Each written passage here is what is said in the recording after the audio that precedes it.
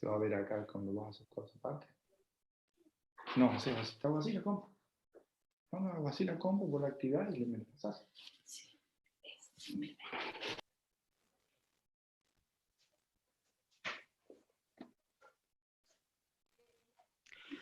Buenas tardes, queridos hermanos, ¿cómo les va?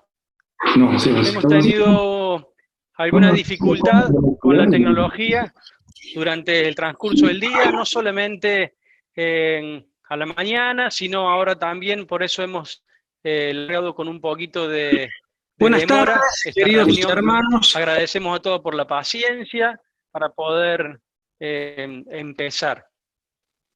Vamos a arrancar teniendo unas palabras de oración antes de cantar algunas canciones y de escuchar la palabra de Dios de parte de la boca del pastor Ricardo. Oramos. Padre Santo, muchas gracias te damos por la posibilidad que tenemos de compartir con tu familia, con tu pueblo. Señor, gracias porque sabemos que vos estás en medio nuestro a pesar de las dificultades, a pesar de la distancia física. Vos nos das los medios para poder reunirnos. Señor, te pedimos que vos estés supliendo todas nuestras necesidades en estos momentos de dificultad. Encomendamos esta reunión en tus manos, Señor, y te pedimos que tu espíritu se mueva con libertad y pueda llegar a cada uno de nuestros corazones. En el nombre de Jesús. Amén. Vamos a dar comienzo entonces, como dijimos, y vamos a empezar cantando algunas canciones. Queremos compartir de parte del Ministerio de Alabanza un trabajo que hemos hecho y ha sido grabar las canciones, cada uno de los músicos desde su casa con su instrumento, grabamos las partes de las canciones y también algunos integrantes del Ministerio de Alabanza se encargó de editar y de juntar todo esto y de poder hacer lo más parecido a las canciones que cantamos domingo tras domingo en nuestras reuniones. Hemos estado trabajando, han estado trabajando Mauricio, Ochoa, Eric, Barrera, Andrés, Chali, Mateo Costa. Cada uno de ellos ha estado poniendo de su parte, de sus conocimientos, de los talentos y dones que Dios les ha dado para que podamos disfrutar también de este instrumento tan importante que Dios nos dio como lo es la música y que lo utilizamos para poder alabar al Señor y para poder adorar su persona.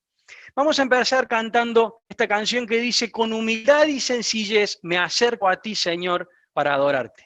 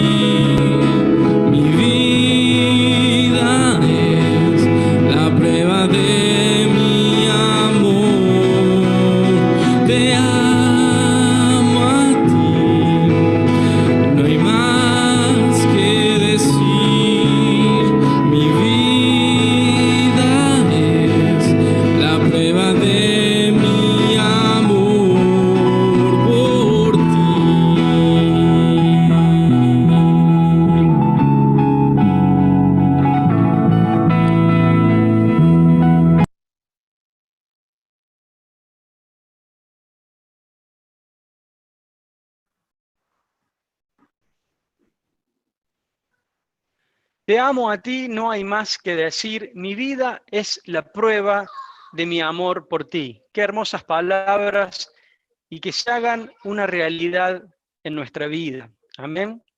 La siguiente canción es Mi Roca, una hermosa canción que aprendimos y que vamos a cantar todos juntos.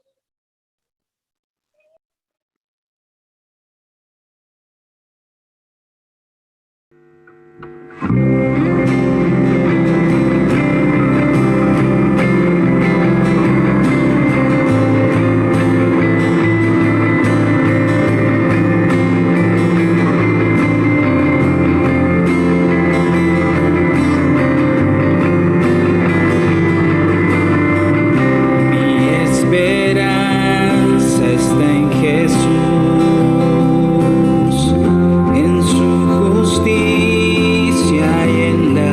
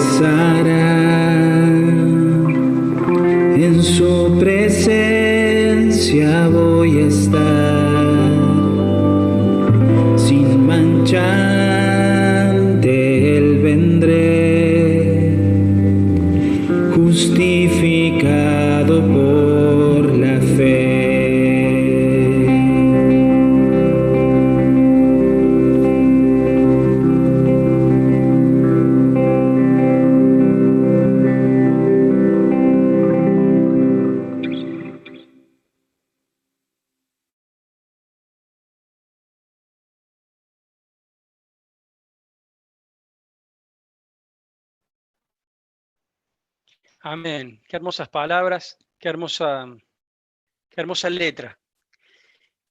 Y vamos a escuchar la palabra de Dios en boca del pastor Ricardo.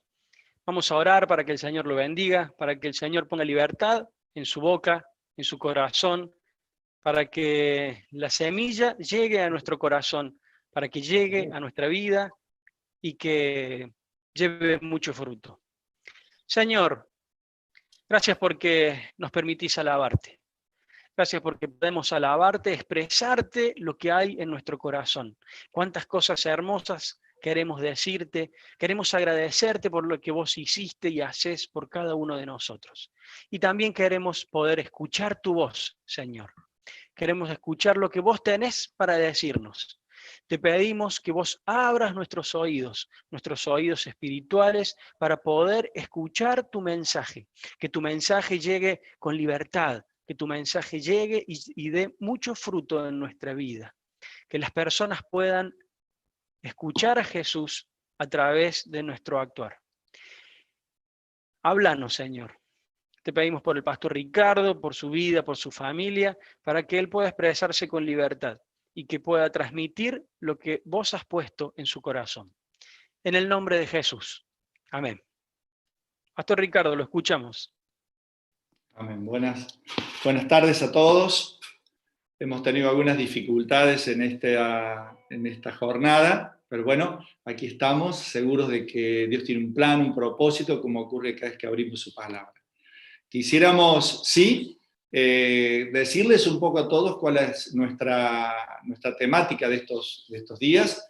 Estamos tomando el tema de Apocalipsis, las 7 iglesias, el mensaje de Apocalipsis a las 7 iglesias. Tomar un tema de Apocalipsis no es algo sencillo por el hecho de que no ha sido un libro históricamente considerado de gran aprecio.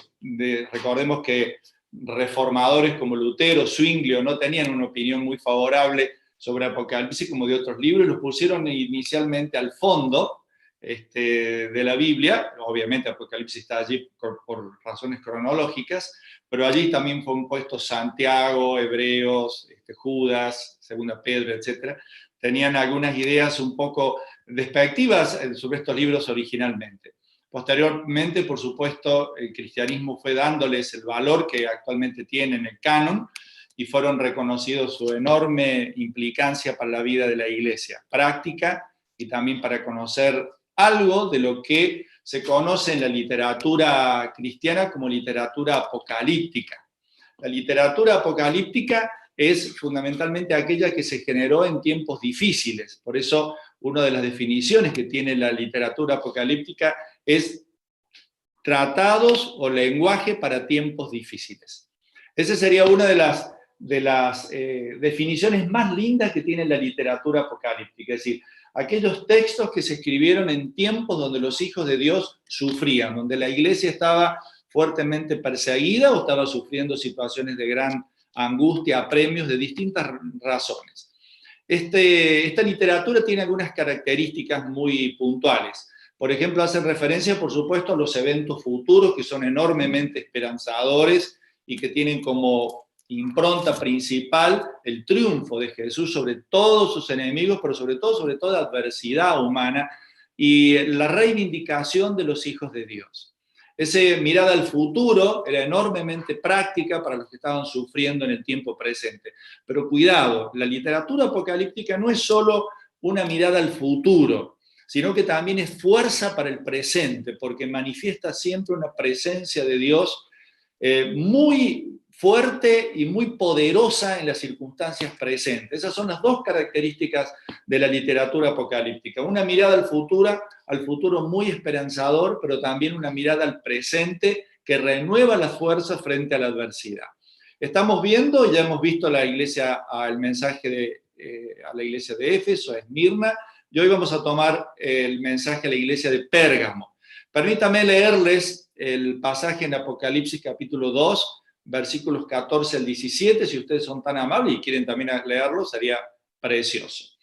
Vamos a estar leyendo el mensaje de Dios a la iglesia de Pérgamo y por lo tanto a nosotros. Recordemos que en estas 7 iglesias de Apocalipsis están representadas todas las iglesias de todos los tiempos de la era cristiana. Es decir, este es un mensaje para toda la iglesia de todos los tiempos. Por eso en cada una de estas iglesias vamos a encontrar facetas que necesitan esa mirada de Dios y que pone énfasis en algunos aspectos distintos cada una de estas 7 iglesias. Vamos a estar entonces leyendo la palabra de Dios, Apocalipsis 2, desde el versículo 12.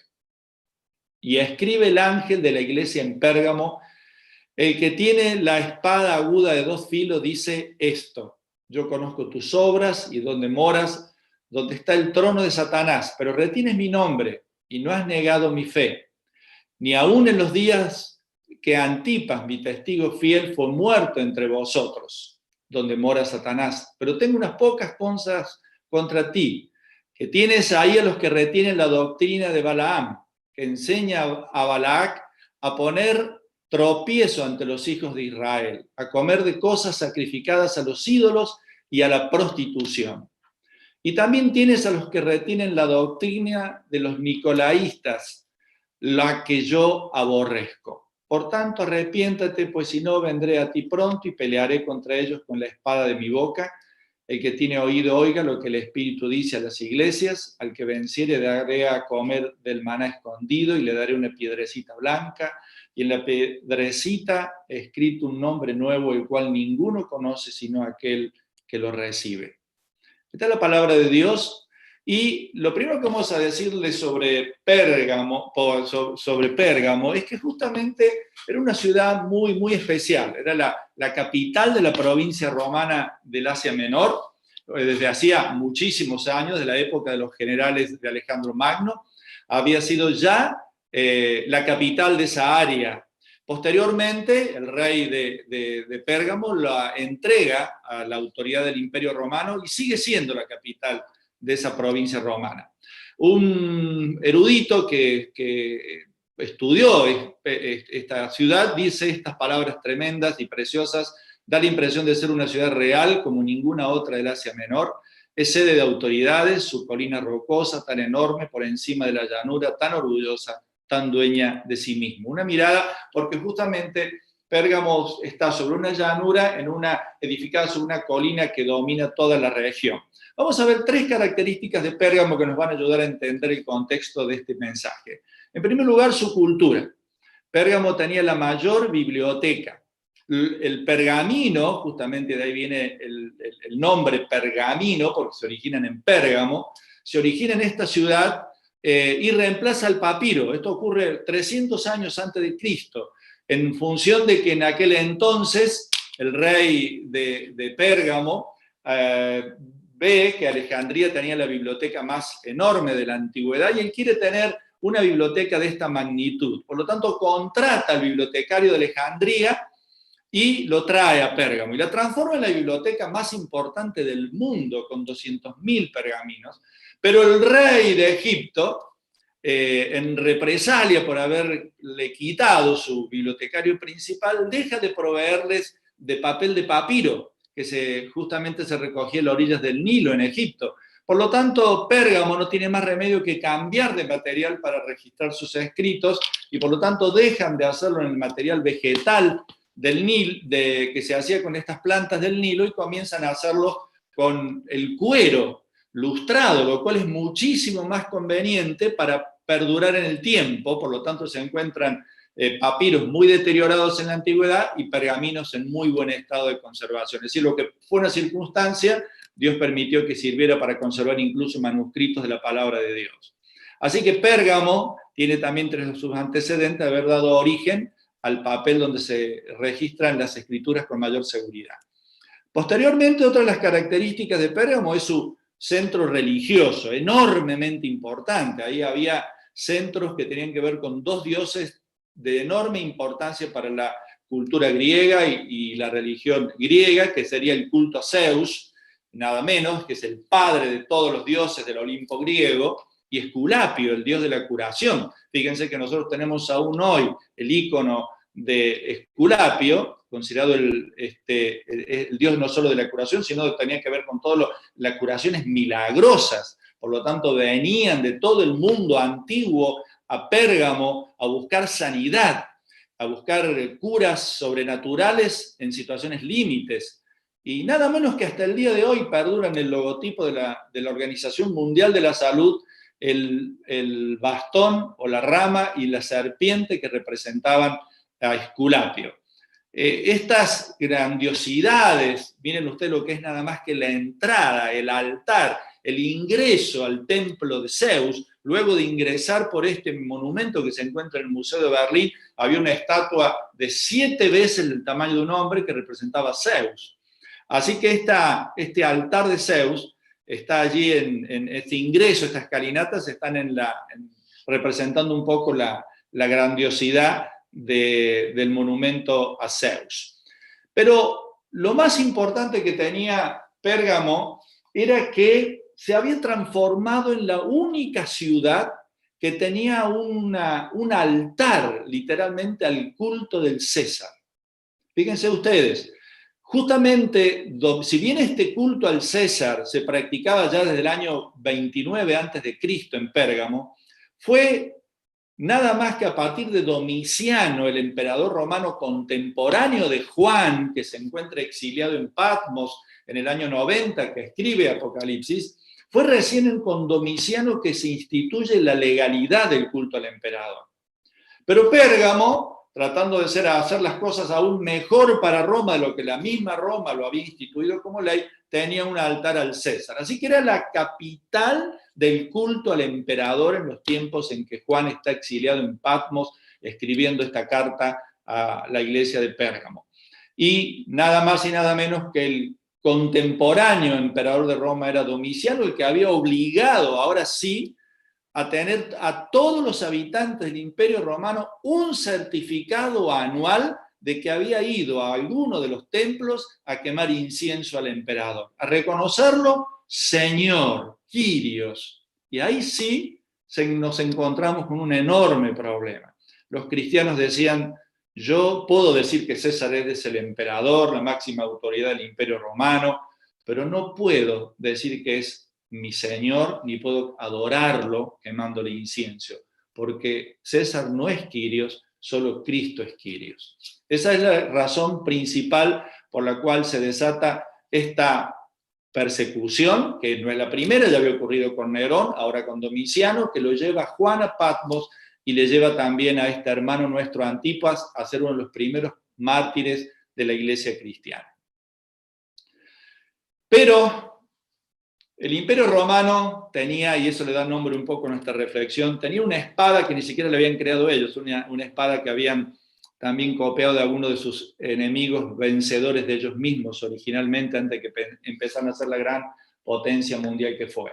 La Gladius, esta espada de casi 2 metros que tomaron ellos de 2 filos, y de pronto este terror que imponía Roma a todas sus poblaciones subyugadas parecía ser que no tenía ninguna forma de resistirse. Y lo que Dios le va a decir a Pérgamo es que la espada de Jesucristo, su palabra, es aún más poderosa que la Gladius de los romanos.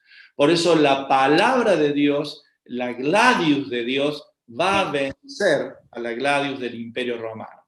Fíjense ustedes si habrá sido sencillo ser cristianos allí. Yo conozco dónde moras, le dijo. Lo cual está queriéndole decir que se da cuenta Dios que está viviendo en un ambiente enormemente hostil, donde es muy difícil sostener el cristianismo.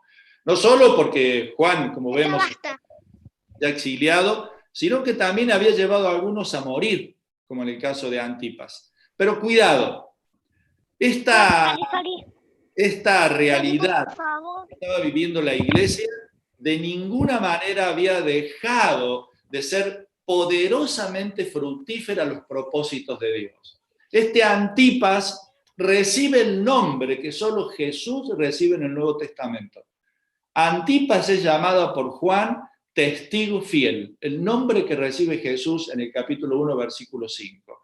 Es decir, que aunque la iglesia aparentemente se encontraba en una situación de indefensión, de persecución, de debilidad, comienza Juan a levantar el ánimo espiritual, a darle fuerza a esa iglesia que ha perdido un miembro, nada menos que muriendo cruelmente, y a otro, uno de sus pastores que está exiliado, y les está diciendo, pero hay cosas muy valiosas que estás haciendo. No solo estás viviendo en la capital del Imperio Romano, en la capital de la provincia de Asia del Imperio Romano, donde como toda capital está todo lo peor normalmente de los grandes imperios, sino que no solamente hay allí un culto a Zeus, a Esculapio, no solo una cultura enormemente reconocida como esa biblioteca gigantesca, no solamente hay allí cosas que parecen tan fuertes y amenazantes a la fe cristiana, hay algo que han hecho esos cristianos allí que es tremendamente digno de mención por parte de Juan. Retienes mi nombre y no has negado mi fe. Nada sencillo de hacer en un contexto de tal adversidad. Por eso es que lo primero que le dice Jesús a la iglesia, a esta iglesia rodeada de tantas cosas amenazantes, donde tiene algunos miembros, uno muerto, el otro exiliado, donde parece que esa capital se viene encima de la iglesia con todos sus atractivos, con todo su poderío, es que la espada de dos filos de Jesús, que es su palabra, se menciona 2 veces en este pasaje, al comienzo y al final, dando a entender que la gladius de Dios es aún mayor que la gladius de los romanos y que prevalecería ante el terror romano victorioso a lo largo de los siglos y por toda la eternidad. Es el ánimo que le da Juan a la iglesia. La espada de 2 filos de Jesús es más poderosa que la espada de 2 filos de los romanos. Y fíjense ustedes que en base a esta espada de 2 filos, el ánimo que se les da es a no escaparse de esa capital. Lo fácil sería, bueno, mudémonos a una aldea sencilla, levantemos una iglesia en un lugar donde no tengamos el imperio no sea tan imponente, donde no sea tan cruel, refugiémonos en las montañas, refugiémonos en las aldeas, refugiémonos en las afueras, vayámonos de la capital de la provincia romana de Asia, y nada que ver. Dios les dice, estar allí es el propósito para ustedes en este tiempo. Resistir, conquistar, no escapar. El grueso de la iglesia seguiría luchando en ese contexto tan difícil. Y esta es una lección muy linda para nosotros hoy que vivimos en una capital de una gran ciudad, la segunda ciudad más importante de nuestro país, que tenemos también presiones, políticas, religiosas, culturales, intelectuales, sociales, económicas, materiales, emocionales, afectivas, etcétera, etcétera, etcétera. Y por eso queremos que nos mandes un chat diciéndonos cuáles son tus presiones en este tiempo que a veces te hacen difícil retener el nombre de Jesús, seguir confiando en Jesús, que te hacen a veces dar ganas de renegar de aquello en lo cual empezaste a caminar y empezaste a creer, que quizás sea más cómodo para muchos dejar de lado lo que creemos, lo que nos ha sostenido este tiempo. A lo mejor pensamos que no hay suficiente tiempo en la actualidad para poder vivir, practicar nuestra fe, porque las demandas del tiempo son enormes, etcétera, etcétera. ¿Cuáles son tus presiones en este tiempo para retener el nombre de Jesús o para no negar, o para negar el nombre de Jesús? ¿Qué presiones tenés para negar, para dejar de lado tu fe, para descuidar tu fe, para no congregarte, para no dedicar tiempo a estudiar la palabra, para no dedicar tiempo a la comunión, a estudiar, quizás juntarte, a crecer en esta área de la vida tan trascendente como es nuestra vida espiritual? ¿Cuáles son tus presiones? Porque la gladius de Jesús, su palabra, es aún más poderosa que cualquier arma que nos rodee y nos amenace. Ese es el mensaje sencillo. Y las promesas de Dios, con las cuales cierra este pasaje. Hay una condición, dice que es para los vencedores. Y uno dice, caramba, yo no siempre he estado en esa definición. Aquí dice que a los vencedores les daré estas 2 promesas que vamos a ver enseguida preciosas. el maná escondido, la piedrecita blanca con un nombre nuevo. ¿Qué será eso? Yo lo quiero. Si viene de Dios, seguro es bueno. Pero ¿qué será eso? Pero antes de ver qué es eso, hay una condición. A los que salgan vencedores les daré. Y me pongo a pensar, ¿siempre somos vencedores? No, muchas veces no lo somos. No lo fueron ni siquiera grandes hombres de Dios, ni en el Antiguo Testamento, como el mayor prócer que tiene el Antiguo Testamento como David, ni en el Nuevo Testamento el mayor prócer que puede ser Pedro como fundador de la iglesia, fue reprendido por su hipocresía, por Pablo, por hacer una cosa cuando estaba frente a los creyentes y otra cosa cuando se encontraba con gentiles. Pero sí somos más que vencedores, y sí somos vencedores cuando triunfamos frente a los desafíos, y también podemos ser vencedores cuando nos caemos y hemos tropezado en la vida, porque nos levantamos. Somos vencedores cuando aprobamos, y somos vencedores cuando caemos y nos levantamos. También somos vencedores allí. Así que nos cabe esta condición si no solo hemos vivido triunfando, sino que aún cuando hemos caído, si seguimos en el camino del Señor, hemos sido vencedores. Por eso cuando el único texto que mi padre puso en letra gótica, que era una de las cosas que él más bonitas que hacía, que había aprendido en su secundaria y me dejó, fue este texto escrito en Filipenses 4:13, que dice en la versión Dios habla hoy, a todo puedo hacerle frente, la Gladius de Dios, ¿no? A todo puedo hacerle frente gracias a Cristo que me fortalece. Con la versión Reina Valera, que es la que le escribió mi padre ese texto, todo lo puedo en Cristo que me fortalece. ¿Puedo sostenerme para no caer? Sí. ¿Y puedo levantarme si he caído? También. Todo lo puedo. Puedo mantenerme firme, pero también puedo volverme a levantar. Por eso estas últimas dos promesas con las cuales queremos cerrar nuestra reflexión de hoy son muy sencillas, pero nos dan mensajes muy profundos. Recuerden que el pueblo de Dios 40 años estuvo sostenido en el desierto, alimentado por Dios. La tradición dice que ese maná, que como ustedes saben había sido guardado en el templo, que estaba en el lugar santísimo, junto al arca, junto a la vara de Aarón, junto a las tablas de la ley, nada más y nada menos que al lado de semejantes elementos trascendentales de la fe, ahí estaba también el maná. Cuando en el siglo VI a.C. se destruye, se conquista el templo de Salomón, la tradición dice en los libros apócrifos que ese recipiente con el maná fue escondido por Jeremías en el monte Sinaí, por eso le llama esta reflexión el maná escondido. Recordemos que el maná es llamado en el libro de los Salmos trigo del cielo. ¿Quién sostuvo los hijos de Dios en el desierto? Dios con el trigo del cielo. Y una de las cosas que nos promete Dios en la iglesia Pérgamo es que Dios nos va a sostener, aún en los desiertos de la vida. Eso significa la provisión de Dios en el maná.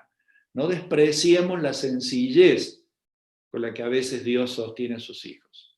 Dios no ha prometido opulencia ni platos fastuosos, pero sí que no faltará el pan en tu mesa. Y eso es la provisión milagrosa de Dios para todos sus hijos por el resto de sus días. Y ese pan no era un pan común, no era un pan hecho por ellos, era un pan del cielo, era un trigo del cielo. Por eso que otra de las promesas de Dios es que en medio de las adversidades, en ese momento el Imperio Romano, hoy será otros, es el soporte, el sostén sobrenatural. Vivimos los hijos de Dios sobrenaturalmente. Somos sostenidos sobrenaturalmente. Más allá de lo que parece razonable. La segunda promesa tiene una característica muy especial, de piedrita blanca, piedrecita blanca y el nombre nuevo. Es muy común esta figura de las piedras y las piedras blancas.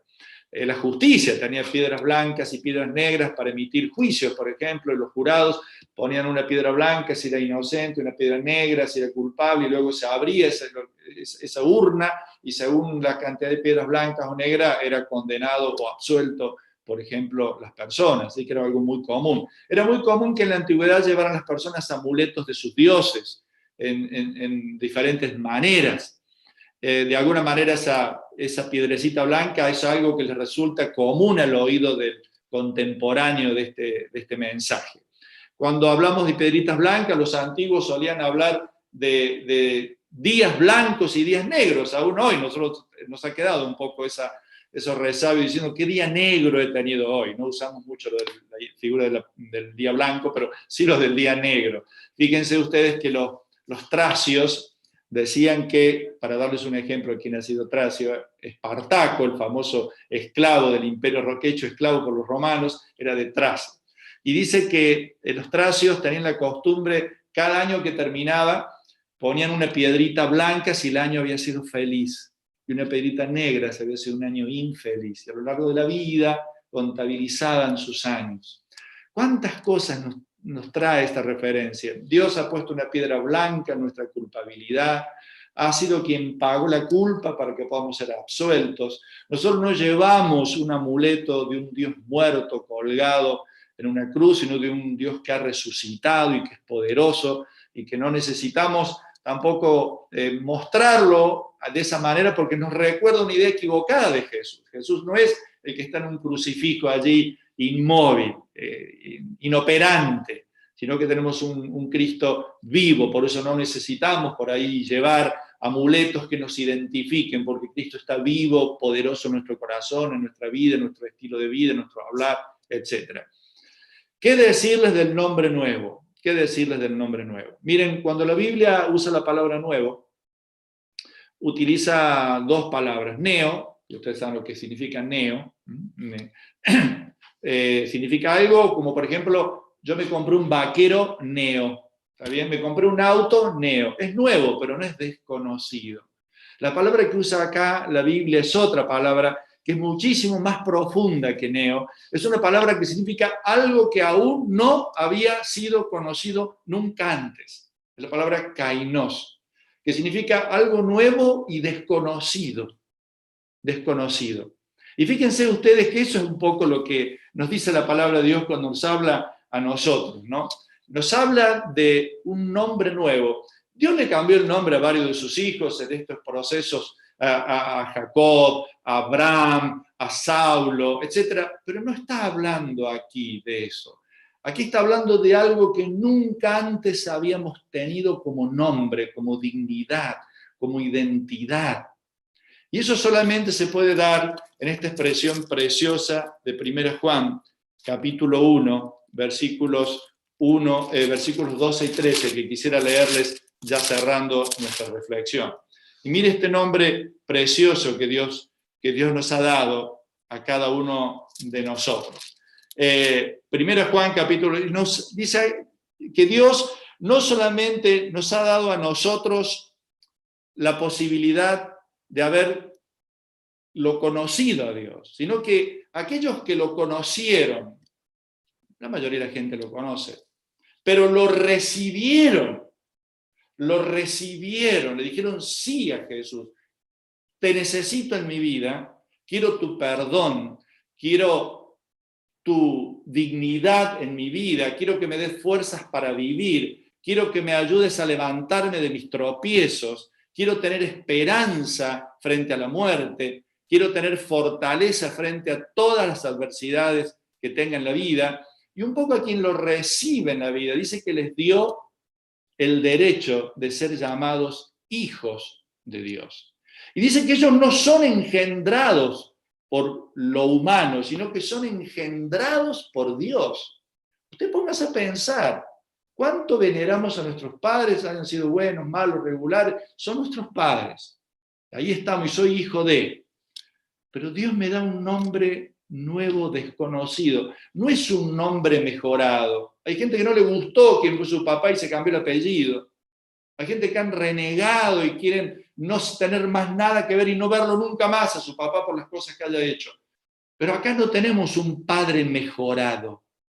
Tenemos a alguien que es nuevo, que le da un nuevo nombre de hijo de Dios. Tremenda la preciosa palabra de Dios que nos da estas dos identidades y esta dignidad. Quisiera cerrar para mostrarles en este precioso reflexión de Apocalipsis capítulo 1. Yo se los voy a leer en la Biblia Dios habla hoy, la Biblia con la que tenemos con el pastor Eduardo un especial cariño, y dice aquí, desde el versículo 12, miren ustedes qué distinta es esta mirada de Jesús a esa mirada al Jesús de los crucifijos, quieto, inmóvil, vencido, de adorno. Miren en tiempos difíciles como vivimos hoy, como vivió la iglesia de Pérgamo, Dios puede permitir aún cosas mucho más graves que la que nos pasa hoy. A ninguno lo han puesto preso por predicar esta palabra en tantos medios que hoy tenemos, y menos ha sido muerto por esto. Así que para una iglesia que sufrió mucho más que nosotros hoy, mucho más que una cuarentena, mucho más que enfermedades peligrosas, miren esta mirada de Jesús para sostenerlos. Y me volví para ver de quién era la voz que me hablaba. Dice Juan, ahí, triste en Patmos, exiliado. Y al hacerlo vi 7 candelabros de oro, y en medio de los 7 candelabros vi a alguien que parecía ser un hijo de hombre, vestido con una ropa que le llegaba hasta los pies, y con un cinturón de oro a la altura del pecho. Sus cabellos eran blancos como la lana, como la nieve, y sus ojos parecían llamas de fuego. Sus pies brillaban como bronce pulido fundido en un horno, y su voz era tan fuerte como el ruido de una cascada. En su mano derecha tenía 7 estrellas, y de su boca salía una aguda espada de 2 filos. Su cara era como el sol cuando brilla en todo su esplendor. Al verlo, caí como muerto. Miren lo que es la potencia de esa imagen de Jesús. Pero él, imagínense esa persona que hemos leído, que hemos descrito, poniendo su mano derecha sobre mí, me dijo, no tengas miedo. Yo soy el primero y el último, y el que vive. Estuve muerto, pero ahora vivo para siempre. Yo tengo las llaves del reino de la muerte. La gladius de Jesús es mucho más poderosa que la de Satanás, que la de cualquier imperio, que la de cualquier circunstancia adversa, que la de cualquier cuarentena, que la de cualquier virus. Este es el Jesús en el que creemos, el que nos pone la mano en nuestro miedo, en nuestro temor para vivir. Vamos a orar y vamos a pedirle al Señor que nos ayude a sentir su presencia y a tenerla en nuestro corazón. Si usted esta tarde, por algún motivo, ha escuchado la palabra de Dios de una manera diferente a como lo hace habitualmente y quiere expresar mediante un mensaje, un chat que usted puede enviar en este medio, puede decir, yo hoy he recibido a Cristo en mi corazón. Quiero la gladius de Dios en mi vida. Quiero esta mano del Señor sobre mi hombro diciéndome, no tengas miedo. Ni miedo para vivir, ni miedo para morir. No tengas miedo a nada, ni a nadie. Si nunca antes lo hiciste, hacelo ahora mientras oramos y mandanos un mensaje de la decisión que has tomado. ¿Oramos? Señor del cielo, gracias, gracias, porque has escrito a tus hijos que sufren. Has escrito a tus hijos que aún pueden llegar a tener la experiencia dolorosa de morir por lo que creen, por creer en vos.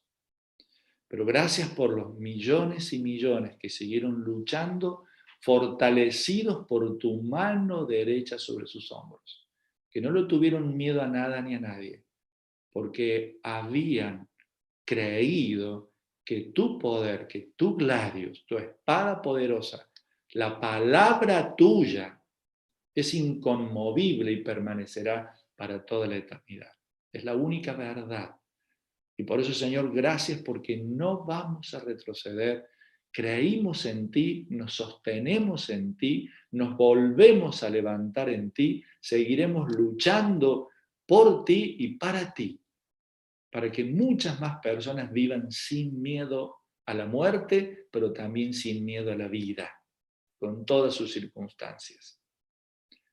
Y si nunca has pedido al Señor Jesús que venga a tu corazón, decir estas sencillas palabras, Señor Jesús, abro mi corazón hoy, Yo sé que no merezco tener una piedra blanca de ser inocente, de ser libre de culpa, pero hoy creo que Jesús pagó en la cruz mis pecados para que yo reciba una piedra blanca que no merezco y un nombre nuevo que no merezco de ser tu hijo. Quiero esa piedra blanca, quiero ese nombre nuevo de hijo de Dios. Te recibo en mi corazón. Amén. Dios le bendiga, hermanos. Vamos a escuchar una canción para cerrar nuestro encuentro. Hasta el próximo domingo, Dios mediante, a las 10:30.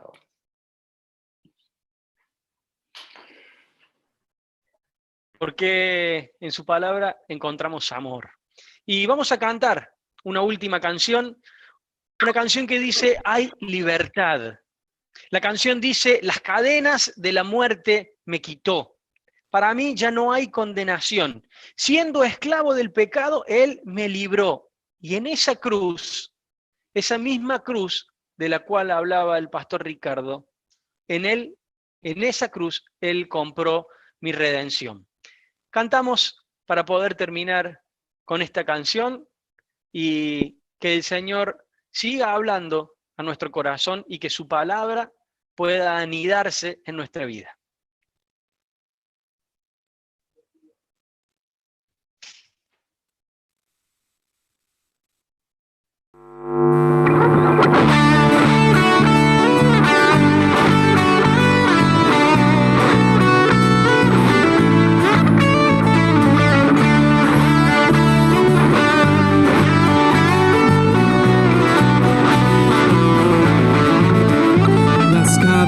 De la muerte me quitó, para mí ya no hay condenación, hay libertad,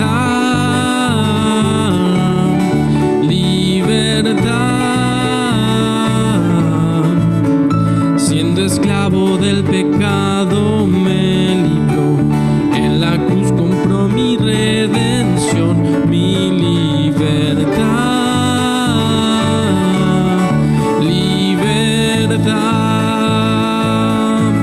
Rompió mis cadenas, me dio vida nueva y al fondo del mar echó mi maldad, lavó mis pecados y me ha perdonado. Solo en el nombre de Jesús hay libertad.